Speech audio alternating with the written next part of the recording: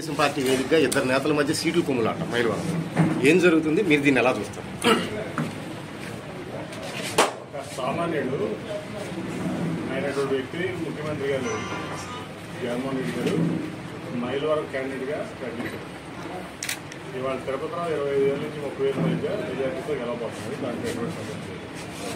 ఇవాళ ఇంతవరకు బొమ్మసాల సుబ్బారావు సీట్ వస్తుందో తెలియదు, దేవినేనమ్మ సీట్ వస్తుందో తెలియదు. మరి దేవినేనమ్మ చెప్పినట్లు 100 కోట్లు కొట్టిన వసంత కృష్ణప్రసాద్ సీట్ వస్తుందో తెలియదు. మేము చెప్పలా 100 కోట్లు కొట్టే కృష్ణప్రసాద్ ఎవరు చెప్పారు? దేవినేనమ్మ చెప్పాడు. దేవినేనమ్మ ఏం చెప్పాడు? వసంత కృష్ణప్రసాద్ని మైలవరం వీరప్పన అన్నాడా లేదా?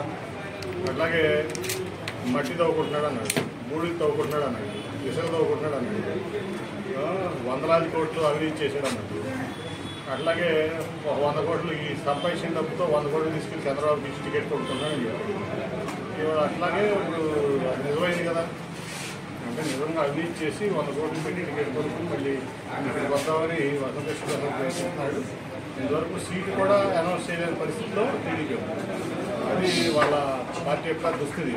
అది పరిస్థితి. సార్, గతంలో మీరు విజయవాడ ప్రజలు నన్ను 3 లక్షలు గెలిపిస్తారా? చంద్రబాబు వచ్చి నుంచుంటే నన్ను విజయవాడ ప్రజలు 3 లక్షలతో గెలిపిస్తారు. చూసాం కదా 2019లో ఆయన పరిమాణ కొడుకు లోకేష్ పక్కన మంగళగిరి నుంచి ఓడిపోయాడు. ఆఫ్టర్ ఆల్ అతను నా ముందు ఓడిపోయిన ఒక ఎమ్మెల్యే అభ్యర్థి మాత్రం కొడుకునే గెలిపించుకోలేకపోయాడు. ఆ రోజు ముఖ్యమంత్రి కూడా చంద్రబాబు నాయుడు. ఇవాళ ఏం చేస్తాడు? అందుకే ఆయనే రమ్మన్నాడు. ఆయన వస్తే 3 లక్షల మెజార్టీతో నేను గెలుస్తున్నాను. విజయవాడ ప్రజలు గెలిపించుకోవడం రెడీగా